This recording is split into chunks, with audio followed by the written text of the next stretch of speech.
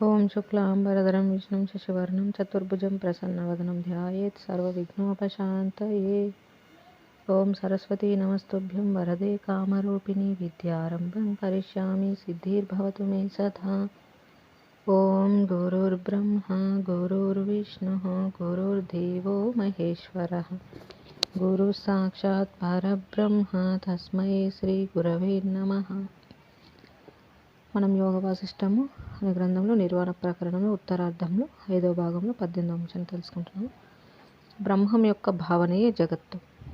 శ్రీరాముడు: హే మహర్షి, మీరు చెప్పిన విషయాలను అనుసరించి 2 విశేషాలు సుస్పష్టమవుతున్నాయి. 1, ఈ బంధము మోక్షము జగత్తు మొదలైనవి శూన్యం గాని సత్తు గాని కాదు. 2, ఈ దృశ్యం అనేది అవాంగ్మనస గోచరం, ఉదయాస్తమయ రహితము, ఆదిభూత వస్త్రధారి అయినట్టి పరబ్రహ్మము.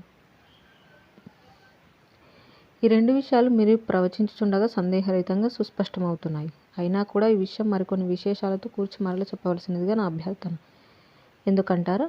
అమృతం వల్ల అతి మధురంలైన మీ వచనాలు ఎంతగా విన్నా కూడా ఇక చాలు అని ఏమాత్రం అనిపించటమే లేదు. హే ప్రభు, అటు సృష్టాది సంభ్రమములు దృష్టులు గాని శూన్యత్వాది దృష్టులు గాని సత్యం కాదు, అసత్యం కాదు అని నేను ఎరుగుచున్నాను. అంతేగాక 1 మాయతో కూడిన బ్రహ్మం, 2 నిత్యయుక్తము సత్యమగు బ్రహ్మం అని ఈ రెండింటిలో గురించి తమ అనుగ్రహం చేత నేను ఎరుగుచున్నాను. అయితే ఇప్పుడు బోధ యొక్క దృఢత్వం కొరకై ప్రపంచం యొక్క అధ్యారోప క్రమమును మరల తెలియజేయ ప్రార్థన.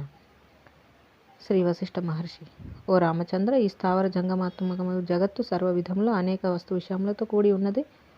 దేశ కాల క్రియా సహితమే ఎదురుగా కనిపిస్తోంది కదా.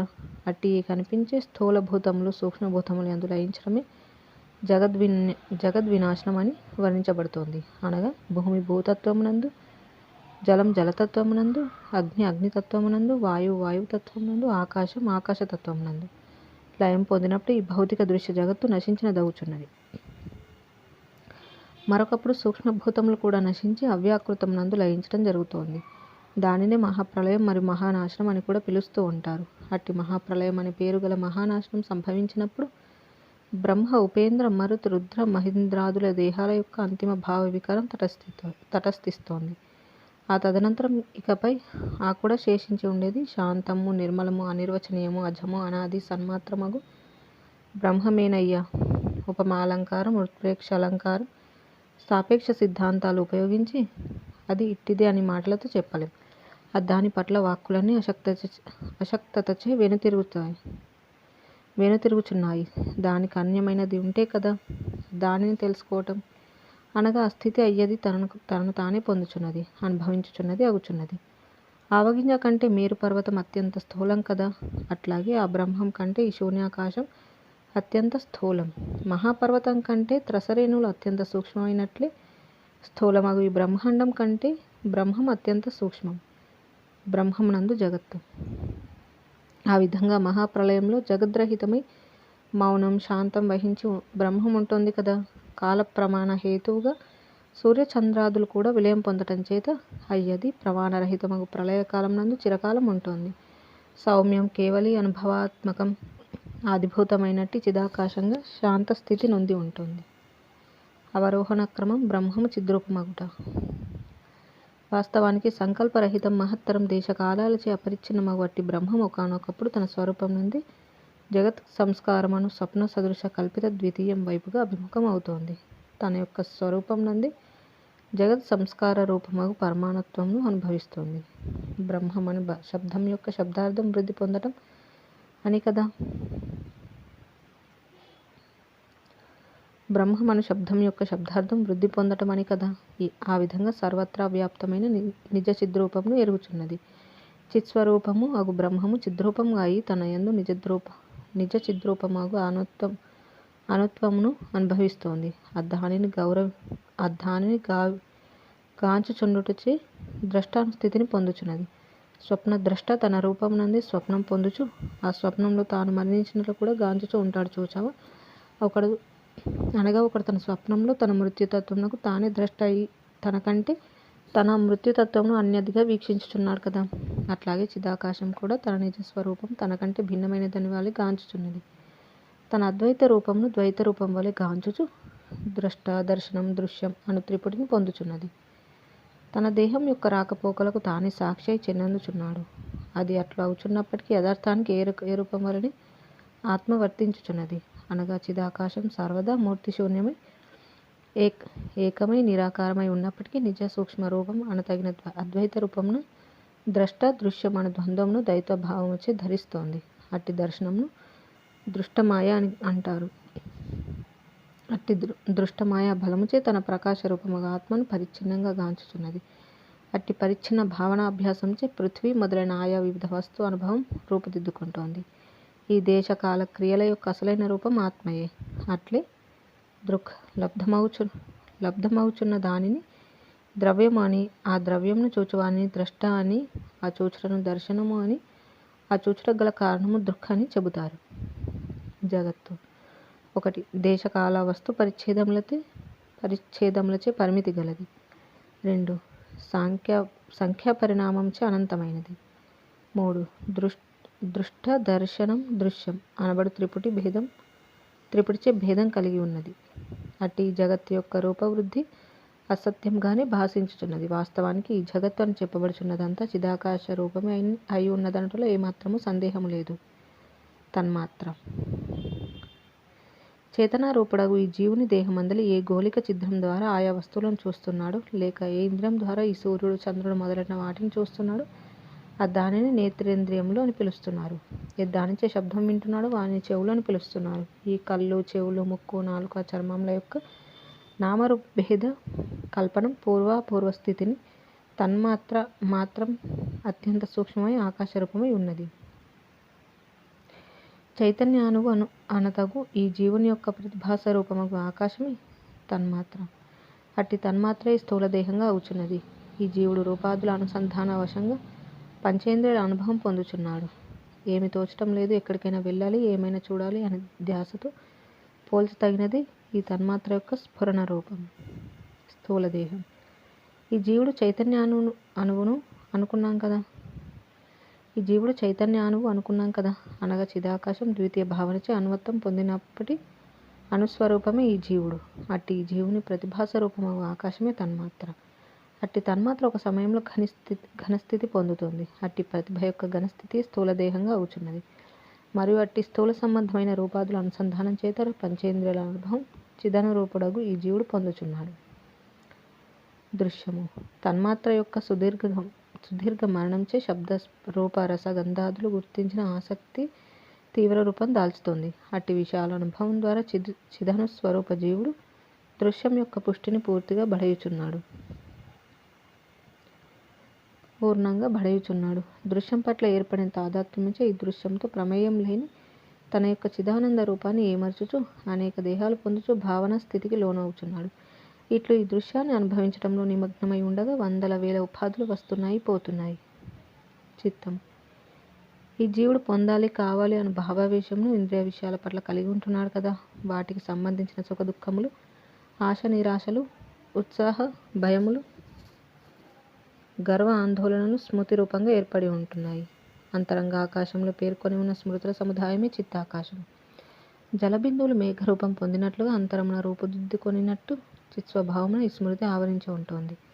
ఈ విధంగా ఇంద్రియములచే గ్రహించబడిన విషయములకు స్మృతి అనే భ్రమ ఆకాశమును ఆవరించిన మేఘ సముదాయం వలె స్వస్వరూపమును కప్పి ఉంచుతుంది. చిత్తము అంటే ఇంద్రియ విషయముల స్మృతి మరియు తత్సంబంధమైన ఇచ్ఛావేశము.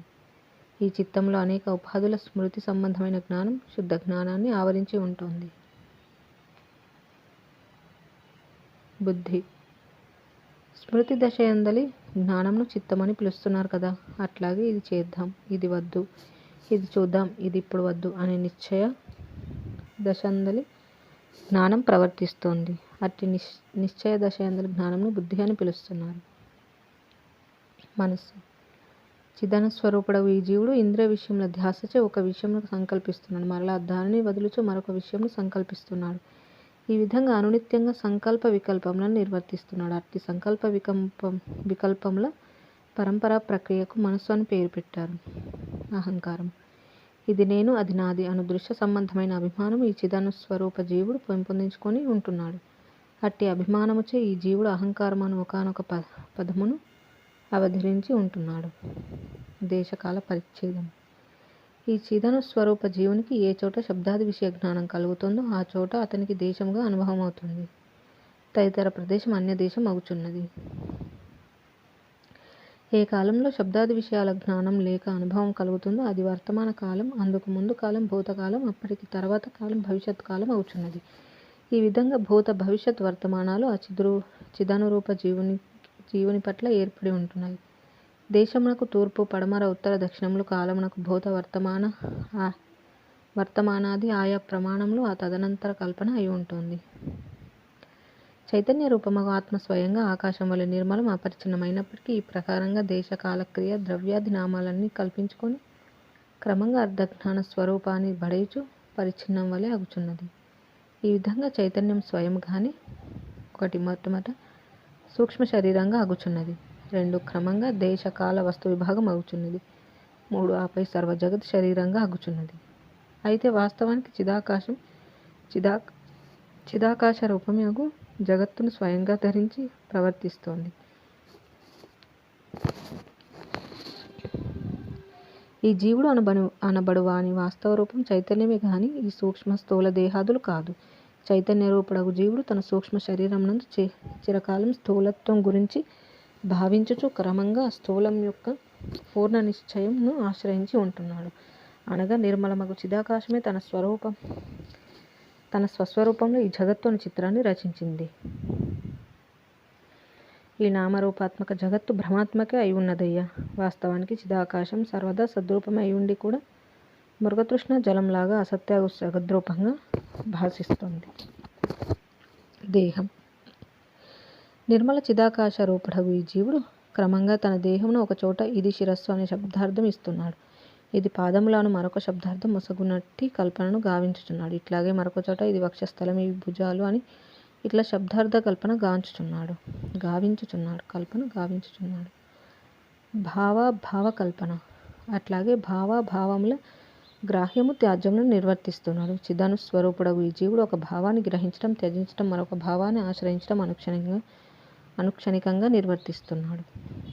వస్తు కల్పన ఆ తర్వాత ఇది గోవు, ఇది గుర్రము ఇత్యాది దేశ కాల రూప గుణ సంబంధమైన భేద కల్పన గావించుచున్నాడు. ఇంద్రియ సమూహంచే తెలియవస్తున్న విషయోన్ముఖత్వ కల్పనను ఆ చిదను స్వరూప జీవుడు స్వయముగా ధరించుచున్నాడు. ఇక అతడు ఈ కాళ్ళు చేతులు గల శరీరంతో కూడుకున్నవాడే చిత్తాదుల కల్పనతో కూడిన అట్టి స్వయం కల్పితమగు ఆకృతిని ఎదురుగా దర్శించుచున్నాడు.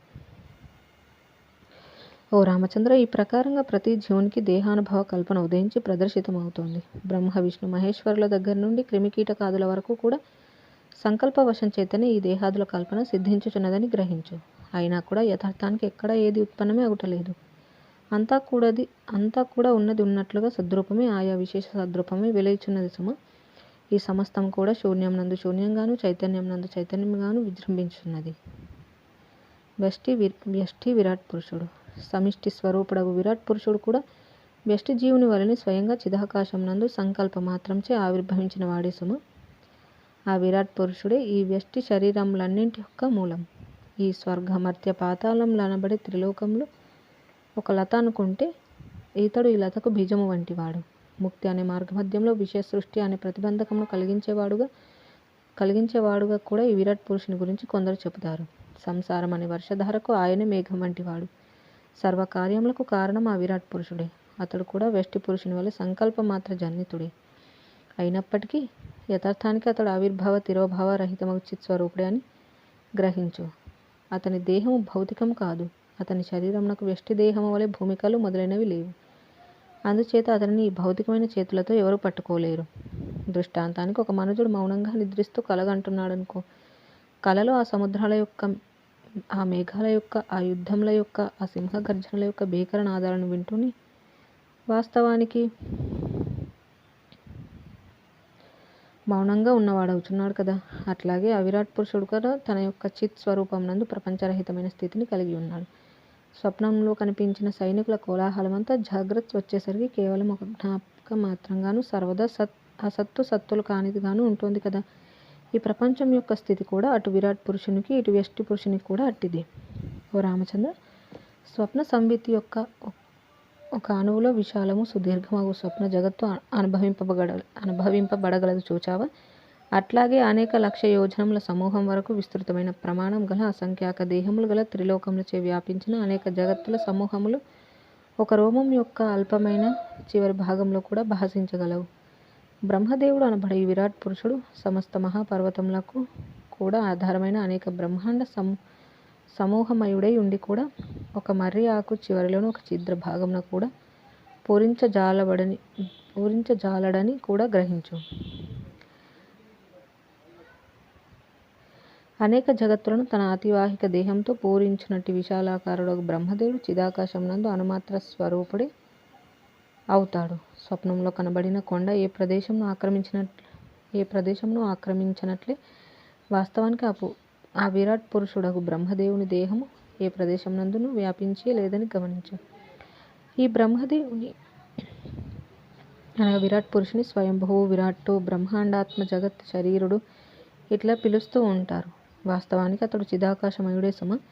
అంతేకాదు అతడే సనాతన పురుషుడని, రుద్రుడని కూడా చెప్పబడుచున్నాడు.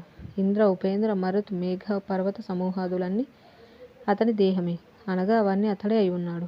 పరమ సూక్ష్మమగు చైతన్యమున ప్రకాశితమునర్చడం అనే ఒక చమత్కారం బయలువెడుతోంది. దాని నుండి చిత్త శరీరం ఆవిర్భవిస్తోంది. ఆ చిత్త శరీరం క్రమంగా విశాల జ్ఞానయుక్తమై మహత్తరమైన బ్రహ్మాండమే నేను అను చింతన చేస్తూ చేస్తూ జగత్ శరీరంగా ఆగుచున్నది. స్పందన జ్ఞానముచే ఆ బ్రహ్మదేవుడు ప్రాణాదుల సంచలనము అనుభవిస్తున్నాడు. అతని ప్రాణ సంచలనమే వాయు సమూహంగా జగత్తులో నెలకొని ఉన్నది. అనగా స్పందన జ్ఞానముచే బ్రహ్మదేవుడు ఏ ప్రాణ అపానాలను అనుభవించుచున్నాడో దానినే బ్రహ్మాండ ఆకాశమున మనం వాయు సమూహములు అని పేర్కొనుచున్నాం. బాలుని చిత్తంచే పిశాచం కల్పించబడి అనుభవించబడుచున్నది చూచావా? అట్లాగే బ్రహ్మదేవుని చిత్తముచే ఈ సూర్య, చంద్ర, నక్షత్రాది రూపాలు కల్పించబడుచున్నాయి. చిత్తం యొక్క కల్పించబడిన వాస్తవానికి లేనివి అగు తేజకణములచే అవన్నీ రూపత్వం పొందుచున్నాయి. హృదయము ఈ జీవుని ఉదరం ప్రాణ అపానాల పరివర్తనమునకు, అనగా ప్రాణం అవసాన దశ పొందటం, అపానం ప్రాణదశను పొందటం జరుగుచుండటం చేత ఊయల వంటిది. ప్రాణ అపానాల లయస్థానమే హృదయస్థానం సుమ. అదే జగత్తు యొక్క హృదయం.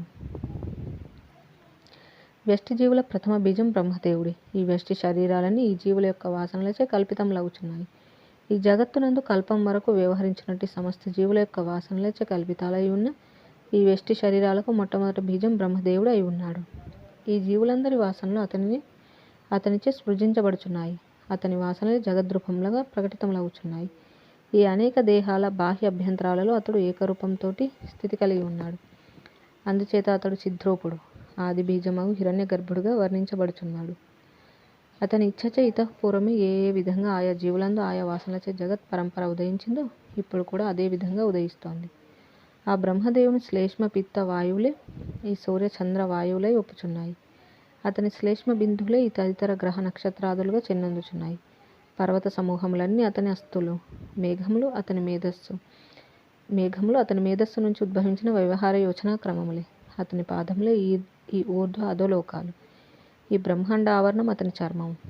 అతని దేహమే అంతటా ఆవరించి ఉన్నప్పటికీ అతని అట్టి దేహమును ఈ భౌతికమైన కళ్ళతో చూడలేము. ఓ రామచంద్ర, ఈ జగత్తును సంకల్ప రూపుడగు విరాట్ పురుషుని కల్పనామయ శరీరం అని ఎరుగుము. అతని మనోకల్పనే ఈ జగత్తు. మనసుతో కల్పించబడిన సత్యం ఎట్లా అవుతుంది చెప్పు. కాబట్టి ఈ ఆకాశం, పర్వతాలు, నేల, సముద్రములతో కూడిన సమస్త జగత్తు కూడా అధిష్టాన రూపముచే ప్రశాంతమగు చిదాకాశమే అయి ఉన్నది. భావికుని కంటే భావన వేరు కాదు కదా. స్వప్నద్రష్ట కంటే స్వప్నం వేరైనదా? కానే కాదు. జై శ్రీరామ్. ఈ విధంగా మనకి బ్రహ్మం యొక్క భావనయే జగత్తు అనే అంశాన్ని గురించి పూర్తిగా వివరించడం అనేది చూసాము. తర్వాతి అంశం 19. విరాట్ పురుషుని జగన్నివాసం. శ్రీరాముడు: మహర్షి, మీకు లోకాలోక పర్వతంపై ఆ శిలలో విద్యాధరి బ్రహ్మాండాన్ని చూపగా మీరు అందులో ప్రవేశించి ఆయా లోకాలన్నీ దాటి బ్రహ్మలోకంలో గల బ్రహ్మదేవునితో సంభాషించడం జరిగింది కదా. ఆ బ్రహ్మదేవుడే విరాట్ పురుషుడు అయి ఉన్నాడని మన కథాక్రమం అనుసరించి ఆ విరాట్ పురుషుడు తన బ్రహ్మాండ శరీరాన్ని ఉపసంహరించే ఉద్యమంలో ఉన్నాడని కూడా చెప్పారు. ఇప్పుడు ఆ శిలయందు గాంచబడిన బ్రహ్మకల్పమందరి బ్రహ్మదేవుని లేక విరాట్ పురుషుని యొక్క సంకల్పమయ బ్రహ్మాండ శరీరం గురించి మరికొంత తెలుసుకోవాలని ఉన్నది. బ్రహ్మాండ శరీరుని బ్రహ్మాండ శరీరం గురించి దాని విచిత్రాచారములతో కూడిన బ్రహ్మాండ వ్యవస్థ గురించి మరికొన్ని జ్ఞాన విశేషాలు ప్రవచించమని నా ప్రార్థన. బ్రహ్మాండ నిర్మాణానికి ముందు ఆ బ్రహ్మాండ శరీరుని రూపం ఉనికి ఎట్టిది? బ్రహ్మాండ నిర్మాణానంతరం అతని ఉనికి బ్రహ్మాండంలో ఏ రూపంలో ఉన్నది? బ్రహ్మాండమంత నిండి ఉన్న అతడు బ్రహ్మలోకంలో దర్శనమిస్తూ ఎట్లా ఉన్నాడు? సాధకులకు మా సంశయ నివృత్తి కొరకు, చిత్తవృత్తి ప్రశాంతత కొరకు చెప్పవలసినదని నా విన్నపం. శ్రీ వశిష్ఠ మహర్షి: ఓ రామచంద్ర, ఈ కనబడే బ్రహ్మాండ సృష్టి అంతా ఒక కల్పన. కల్పనకు ముందే కల్పన చేస్తున్నవాడు ఉంటాడు కదా. కనుక విరాట్ పురుషుని మొట్టమొదటి కల్పన రహిత శరీరం ఆది మధ్య అంతరహితమగు పరమ చిదాకాశమే అయి ఉన్నది. అతని తదనంతరం కల్పనా శరీరమగు ఈ జగత్ శరీరం ఆ చిదాకాశ స్వరూపం ముందు అత్యంత స్వల్ప విశేషం మాత్రమే. అనగా విరాట్ పురుషుడగు ఆ బ్రహ్మదేవుని స్వసంకల్ప శరీరమే ఈ బ్రహ్మాండం. అట్టి ఈ బ్రహ్మాండానికి వెలుపల ఆ బ్రహ్మదేవుడు చిదాకాశం మాత్రమే నిస్సంకల్ప సాక్షిగా తన ఈ బ్రహ్మాండాన్ని గాంచుచున్నాడు. ఈ విధంగా ఈ జీవుడు ఆ విరాట్ పురుషుడు ఇద్దరు కూడా ఒకటి సంకల్ప రూపులు మరియు రెండు సర్వ సంకల్పములకు మునుముందుగానే ఏర్పడి ఉన్న నిర్మల చిదాకాశ స్వరూపులు కూడా. చిదాకాశ స్వరూపుడకు బ్రహ్మదేవునిచే గాంచబడే ఈ బ్రహ్మాండం కూడా పరమార్థ దృష్టిచే చిదాకాశమే అయి ఉన్నది. పక్షి తన నుండి జనించిన గుడ్డును పైభాగం క్రింది భాగం అని విభజన చేస్తుంది చూచావా? తనచే కల్పించబడిన బ్రహ్మాండాన్ని ఆ విరాట్ పురుషుడు రెండు విభాగాలుగా గాంచుచున్నాడు. ఒకటి ఊర్ధ్వ విభాగం ఆకాశం, రెండు అధో విభాగం పృథ్వీ మొదలైన లోకములు. అయితే అవన్నీ ఆత్మ కంటే భిన్నమైనవి కావు సుమ. బ్రహ్మాండం యొక్క ఊర్ధ్వ విభాగం విరాట్ పురుషుని శిరస్సు, అధో భాగం అతని పాదములు, మధ్యనున్న భాగం ఆయన ఊరువులు. ఊర్ధ్వ అధో భాగముల మధ్య గల మధ్య విభాగమే అనంతము, నీలవర్ణము, శూన్య రూపమగు ఆకాశముగా జనులకు దృగ్గోచరమవుతుంది. అట్లాగే స్వర్గలోకం, నక్షత్రములు, సురాసురులు, మనుష్యులు, బుద్ధి, ప్రాణులు, వృత్తి భేదములు అతని శరీర విభాగములే. భూత పిశాచములు అతని దేహంలోని క్రిములు, లోకాంతరములు ఆ విరాట్ పురుషుని కనులు. ఈ బ్రహ్మాండలం అతని తలదిండు, పాతాళాది లోకాలు అతని పాదాలు, సముద్రము ద్వీపములతో చుట్టబడిన పృథ్వీ అతని దేహ మధ్య ప్రదేశము. ఈ నదులు, దిక్కులు, మేరు పర్వతం తదితర పర్వతములు, చంద్ర సూర్యులు అతని శరీర విభాగములే. బ్రహ్మలోకం అతని శిరస్సు. శ్రీరాముడు: మహర్షి, ఈ బ్రహ్మాండమే దేహంగా గల ఆ బ్రహ్మదేవుని అసలు స్వరూపం ఏమిటి? శ్రీ వశిష్ఠ మహర్షి: ఆ బ్రహ్మదేవుడు సమిష్టి మనస్స్వరూపుడు. అతడే స్వయంగా ఈ జీవుల మనస్సు అయి ఉన్నాడు. అతని మనస్సును మరొక మనస్సు ఏది స్పృశించడం లేదు. ఈ సృష్టి ఆత్మచే కల్పించబడలేదు. ఎందుకంటే ఆత్మ కూటస్థము, అద్వయ స్వరూపం కదా. ఆత్మయందే ఎవనిచే జగత్తు ఎవనికి సంభవిస్తుంది. కాబట్టి కనబడేది మనోకల్పన మాత్రమే. ఆ బ్రహ్మదేవుడే స్వయంగా సమస్త ఇంద్రియ రూపుడై ఉన్నాడు. అతని చేతనే నా యొక్క తదితరుల యొక్క ఇంద్రియముల అస్తిత్వం కల్పించబడింది. అయితే అతని ఈ ఇంద్రియ సమూహం కూడా కల్పన మాత్రమే. అవయవములు ఏక శరీరమే కలిగి ఉన్నారు కదా. అట్లాగే మనస్సు, ఇంద్రియములు అను ఈ రెండింటికి ఏమాత్రం భేదం లేదు. అంతేకాదు ఈ జగత్తునందలి సమస్త క్రియలు అతని క్రియలే అవుతాయి. శ్రీరామచంద్రుడు: ఇది ఎట్లా మహర్షి? శ్రీ వశిష్ఠ మహర్షి: అవును, ఒకటి బ్రహ్మదేవుడు సమిష్టి మనోరూపుడు కనుక ఈ సర్వజీవుల మనస్సు ఆయనవే. రెండు, మనస్సును బట్టి ఇంద్రియములు వ్యవహరిస్తున్నాయి కనుక ఈ ఇంద్రియాలన్నీ ఆయనవే. మూడు, మనో ఇంద్రియాలకు సంబంధించినవే సర్వక్రియలు కాబట్టి సమస్త క్రియలు అతని క్రియలే అవుతాయి. సమస్త సంకల్పములు బ్రహ్మదేవునివే. జలమందు తరంగత్వం ఉదయించి ఆ తరంగత్వమే అనేక తరంగాలుగా ప్రదర్శితమవుతుంది కదా. తరంగములన్నీ తరంగత్వములకు సంబంధించినవే కదా. అట్లాగే అతని సంకల్పములే సర్వజీవుల యొక్క ద్వైత వ్యవహార రూపంగా నడుచుచున్నది. సమస్త జగత్తు యొక్క ఉత్పత్తి వినాశనంలో ఆ బ్రహ్మదేవుని జనన మరణములని గ్రహించు. అంతేగాని ప్రత్యేక వ్యక్తివి నిజమైన జనన మరణములు కావు సుమ. ఈ ప్రపంచం యొక్క సమిష్టి రూపమే ఆ బ్రహ్మదేవుని రూపం. అందరి సంకల్పముల సమిష్టియే ఆయన. నా వంటి సర్వుల యొక్క సమిష్టి రూపం అతడే గాని మరెవరో కాదు. బ్రహ్మాండ శరీరుడగు విరాట్ పురుషుని సత్తై జగత్ సత్తా.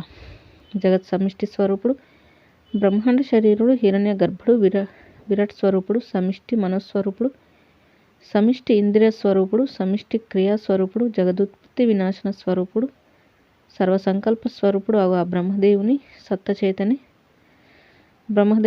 చేతనే ఈ జగత్ సత్తా ఏర్పడి ఉంటుంది. అతని సంకల్ప ఉపసంహారంచే జగత్ సత్తాను కోల్పోతుంది. అతని ఉపసరణ రూప మరణంచే జగత్తు యొక్క మరణం సంభవిస్తోంది. స్వప్నద్రష్టకు స్వప్నంలో విషయాలకు భేదం లేదు కదా. జలమునకు జలతరంగములకు భేదం ఏమున్నది? వాయువుకు వాయు చలనమునకు భేదం ఎక్కడిది? అట్లాగే బ్రహ్మదేవుడు అతనిచే కల్పితమైన జగత్తు ఒకే సత్తా కలిగి ఉన్నాయి. ఓ రామచంద్ర, బ్రహ్మంలో విరాట్టు అనే మహాకిరటం ఉద్భవిస్తోంది. అదే ప్రథమ స్పందన అని కూడా అంటారు. బ్రహ్మంలో ఉదయించే విరాట్టుకు బ్రహ్మమునకు భేదమే లేదు. అట్టి విరాట్టుకు ఆ విరాట్ యొక్క స్వరూపముకు జగత్తుకు భేదం లేదు కనుక జగత్తు, బ్రహ్మము, విరాట్టు అని ఈ 3 పదములు ఒకే అర్థాన్ని సూచిస్తున్నాయని గ్రహించు. ఆ 3 పర్యాయ పదములే సుమ. ఈ విరాట్ జగత్తులు శుద్ధ చిదాకాశ రూపుడకు పరమాత్మ యొక్క సంకల్ప మాత్రంలో అగుట చేత ఆ 2 బ్రహ్మరూపంలో అయి ఉన్నాయి. అధిష్టాన రూపంచే సర్వము బ్రహ్మమే అని శాస్త్రములచే సిద్ధాంతీకరించబడుతోంది కదా. శ్రీరాముడు.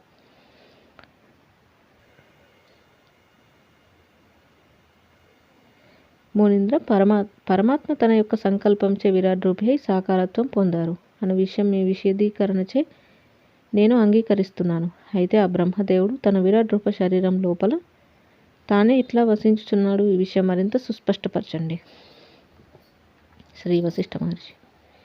ఓ రామచంద్ర, నీ ఇష్టదైవమైన ఆ చంద్రశేఖరుని నీ మానస పూజయందు నీ హృదయమునందు కల్పించబడిన రత్నమండలంలో ఆ దేవదేవుని ఆసీనం చేసి మనోకల్పితమైన ఛత్ర చామరములచే నీవు ఆయనను పూజిస్తూ ఉంటావు కదా. నీవు నీ మనస్సునందు ఉండి ఉన్న నీ ఇష్టదైవాన్ని మానసికంగా పూజిస్తున్నప్పుడు నీలో నీవే ఉంటున్నావు కదా. అట్లాగే సంకల్పరూపుడు బ్రహ్మదేవుడు తన సంకల్ప శరీరం నందు తానే వసించగలడు. అంతేకాదు ఈ స్థూల దేహం అందరి హృదయ కమలమున సూక్ష్మ దేహాత్మకమగు నా యొక్క జీవరూప స్థితి ఉన్నది అనే విషయం వివేకులందరికీ అనుభవ సిద్ధమే అయి ఉన్నది. అట్లాగే బ్రహ్మదేవుడు ఈ సమిష్టి స్థూల ప్రపంచంలో సూక్ష్మదేహి అయి ఉన్నారు. ఓ రామచంద్ర, సర్వజీవుల యొక్క ఈ భౌతిక దేహములన్నీ కూడా మట్టితో నిర్మించబడిన బొమ్మల వంటివి. అద్దంలో ప్రతిబింబం వల్ల సర్వజీవులలోనూ బ్రహ్మదేవుడి చిత్తాకాశం వేయించేసి ఉన్నది. నీవే నీ స్థూల దేహం నందు వసించగలిగినప్పుడు ఇక సంకల్పరూపుడు సర్వవ్యాపి అయిన బ్రహ్మదేవుడు ఆ విరాట్ సృష్టిలో ఎందుకు వసించలేడు చెప్పు. అనేక లక్షణాలతో ఉండి ఉండగా ఒకప్పుడు సర్వశక్తి తత్వస్వరూపుడై ఆవిర్భవించినట్టు చైతన్య కల్పాత్మకుడైన బ్రహ్మదేవుడు నిజదేహము ఈ బ్రహ్మాండమును ఎందుకు వసించలేడు? ఓ రామచంద్ర, చిదాకాశ రూపుడు అయి ఉన్న బ్రహ్మదేవుడు ఈ బ్రహ్మాండం దృష్ట్యా సాకార రూపుడే అగుగాక, లేక తన యొక్క సమిష్టి మనోరూపమని నిరాకారాకాశ రూపుడై ఉండవచ్చుగాక. ఆ ఉభస్థితులందు కూడా సమస్త పదార్థముల యొక్క బాహ్య అభ్యంతరాలలో ఆయన వెలుగుచూనే ఉన్నారు. అయితే వాస్తవానికి బాహ్య అభ్యంతర కల్పన పరమాత్మ యందు లేదు. ఆ బ్రహ్మదేవుడు బాహ్యమున బ్రహ్మాండ రూపుడై ఉంటున్నారు. అభ్యంతరములను అహమత్వం మొదలైనవన్నీ తన రూపంగా కలిగి ఉంటున్నారు. ఆత్మయందు ఆత్మారాముడై ఉంటున్నాడు. అన్ని క్రియా విశేషాలకు తానే ఒకవైపు కారణమై ఉంటూ మరొక వైపు కాష్టమౌనం వహించి కేవల సాక్షి అయి ఉంటున్నారు. అతడు జడస్వరూపుడు కాకపోయినప్పటికీ నిత్యోదితమగు చైతన్య స్వరూపుడే అయినప్పటికీ ఏ మార్పు చేర్పులు లేనివాడే స్వాత్మయందు విరాజిల్లుచున్నారు. ఓ రామచంద్ర, కేవలం ఆ విరాట్ పురుషుడే కాదయ్యా, తత్వజ్ఞానులకు వారంతా కూడా ఆయా బంధాలు ఉన్నప్పుడు కానీ అవన్నీ లేనప్పుడు కానీ తృణం, కాష్టం, మనుజ విగ్రహాల వలె క్రోధరాగ ఆశాదులచే స్పర్శించబడిన వారి మహామౌన స్వరూపులై ఉంటున్నారు. జల ప్రవాహం నిరోధించబడినట్లు వారు నిరోధాలు పొందవచ్చుగాక. ఈ అవయవాలు చిన్న భిన్నమగు క్షణాలు సమీపించవచ్చుగాక. వీరు తమ శాంత అంతరంగ మౌన స్థితిని వీడుటే లేదు. వారు వివిధ కార్యజాలలో నిమగ్నమై ఉన్న సమయంలో కూడా శిలా మధ్య భాగం వలె నిశ్చల స్వరూపులై క్రోధాది చంచలత్వాన్ని పొందని వారే శాంతచిత్తులై ఆద్యాంతాలను ఎరిగి ఉన్నవారై ఉంటున్నారు. పరమశాంత చిత్తులై సర్వ సంరంభములను ప్రశాంత మౌన స్వరూపంచే కేవల సాక్షిగా దర్శిస్తున్నారు. అట్టి మహనీయులందరూ ఈ సభకు వేంచేసి మన ఈ సంవాదను అంగీకారపూర్వకంగా సమృద్ధిపరుస్తూనే ఉన్నారు కూడా. జై శ్రీరామ్. ఈ విధంగా మనకి విరాట్ పురుషుని జగన్నివాసం అనే అంశాన్ని గురించి వివరించడం చూసాము. ఈ విధంగా మిగిలిన అంశాలు మళ్ళీ తెలుసుకుందాం. ఇంతటితో ముగించుకుందాము. జై శ్రీరామ్. కాయేన వాచా మనసేంద్రియైర్వా బుద్ధ్యాత్మనా వా ప్రకృతే స్వభావాత్ కరోమి యద్యత్ సకలం పరస్మై నారాయణాయేతి సమర్పయామి. స్వస్తి. ఓం తత్సత్.